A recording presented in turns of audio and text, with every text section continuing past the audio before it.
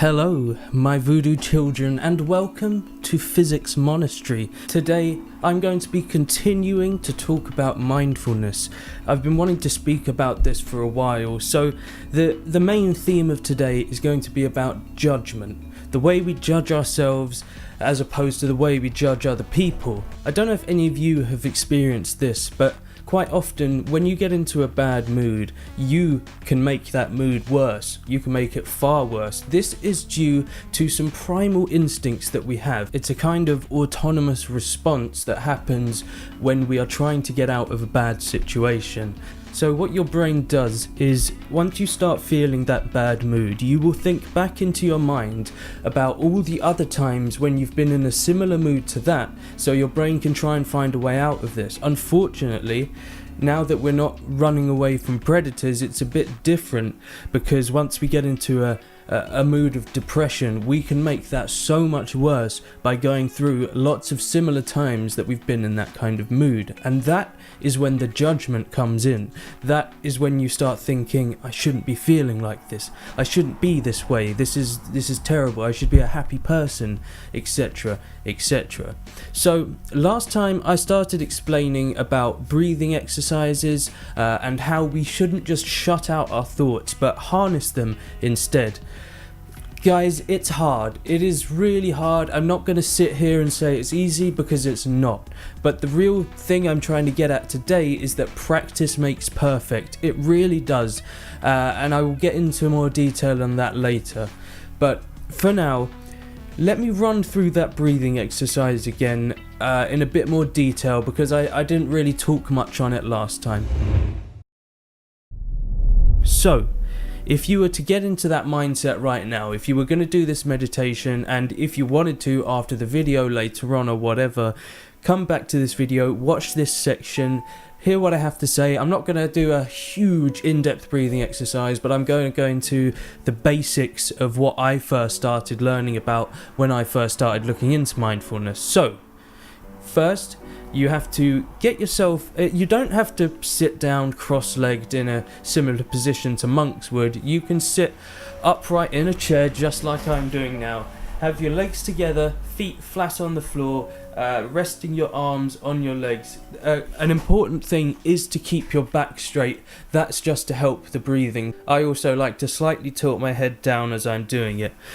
You don't have to close your eyes, but it would be a good idea to kind of keep them squinted, if you see what I mean. Often people will use a candle. You could put a candle out in front of you and keep your eyes just focused on that candle and slightly shut.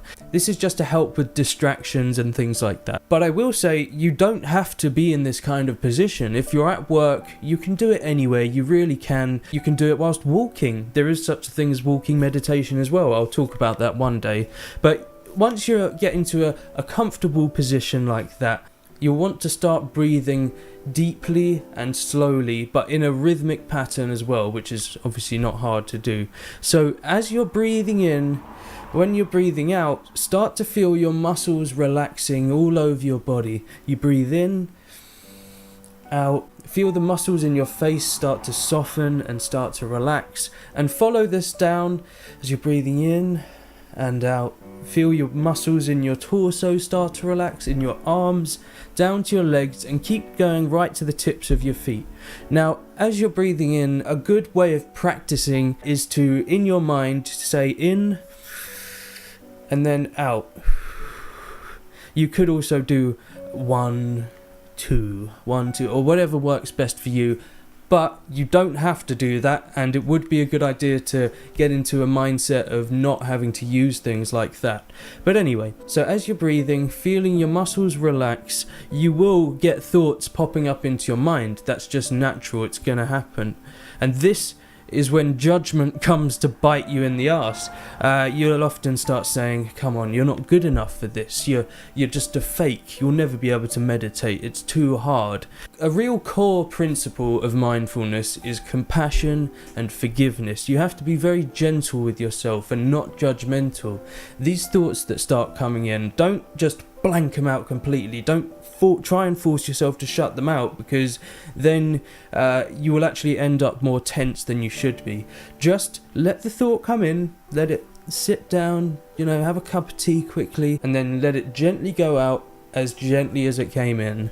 So this will keep happening. You'll keep getting these thoughts, but just slowly let them come in and then let them go again. Don't think, oh god damn, I can't stop thinking, because you will get far too tense. So that is the very basics of a breathing exercise. I'm sorry, I'm not a teacher, I'm not a tutor, I really don't know how to fluently explain these things, but hopefully I got some of the basics out there. I promise you though, if you keep practicing, it will get easier, you will get better at it. The thing is, you can do it. Anyone can do it. I promise you that. I promise you, if within a month of regular practice, if you don't find it's getting any easier, I will eat my hat live on camera for all of YouTube to see. I promise you that. See, there's a lady called Shauna Shapiro who is an instructor of mindfulness who once said something that really helps me with mindfulness, which is that what you practice will grow stronger. And this is so true. Your mind is very flexible. If you keep repeating an action, you will get better at it. This is called cortical thickening. It's an actual biological process of repeating an action. It will get better in your brain. This goes for everything. This goes for riding a bike. That's why you never really forget to ride a bike if you keep practicing and keep doing it. This is the same for meditation. You will be able to do it. I promise you that. See, I wanted to say that bit there because a lot of people know about meditation, a lot of people know about mindfulness, but not many people know about the actual science behind it, because meditation and mindfulness is completely tied in with biological processes, with the psychology of your brain. It truly is a magical thing. I mean, when I was younger, I used to be quite skeptical of meditation and most spiritual practices really, but meditation is one thing that has been proved time and time again by science that it has absolute powerful effects on your body in a very, very positive way. Now, there's a lot I could talk about around the science of meditation and the science of mindfulness. If that's something you'd be interested in hearing, please do let me know. As well as that, if you want to hear some more breathing exercises, or I could even go into much more depth into meditation, if you want to hear something like that, let me know down in the comments. If you enjoyed this video, please do leave it a like and subscribe if you want to help support me and my channel. Thank you so much guys, I will see you in the next one.